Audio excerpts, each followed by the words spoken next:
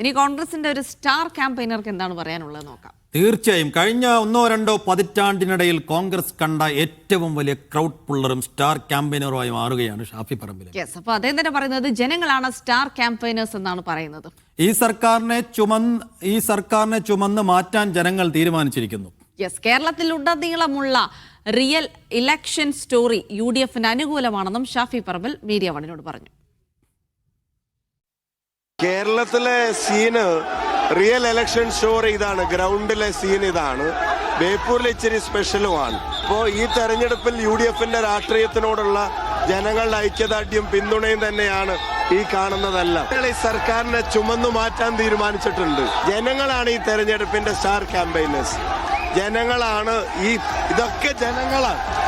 ജനങ്ങൾ നയിക്കുന്ന തെരഞ്ഞെടുപ്പാണ്.